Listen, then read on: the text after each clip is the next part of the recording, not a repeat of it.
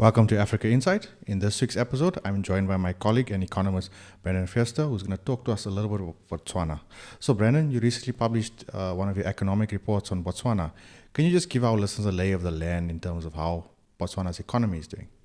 So, Jervin, Botswana's economy is not in a good state.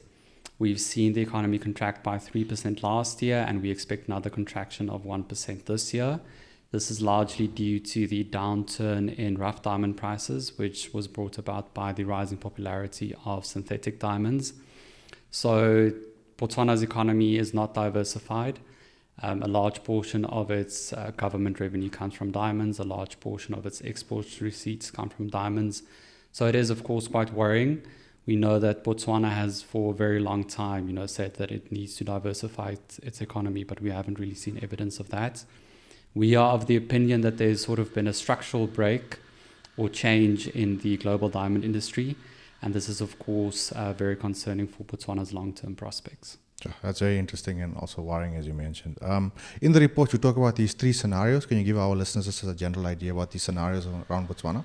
So our scenarios are based on our Megatrends scenario service. So this looks at the first one, which is the tech revolution scenario. This looks at more productivity gains from AI. We also assume faster increases in populations. And then the other two scenarios are more downside scenarios. So this is the fractured world and the secular stagnation scenarios.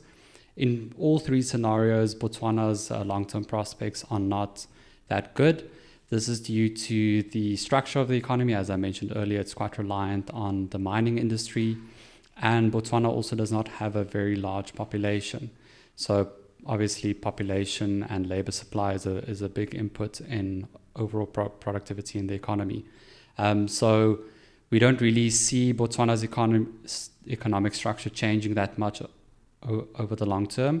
The government is in the process of developing a national transition plan, which should give more details on how it plans to diversify the economy. This is very interesting in the looking into the future.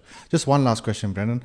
You've also covered this, and it's also linked to the diamonds, as you mentioned, but we see there's a bit of a healthcare crisis with President Duma Boko announcing a bit of an emergency. Could you just give us a bit of an overview of that as well?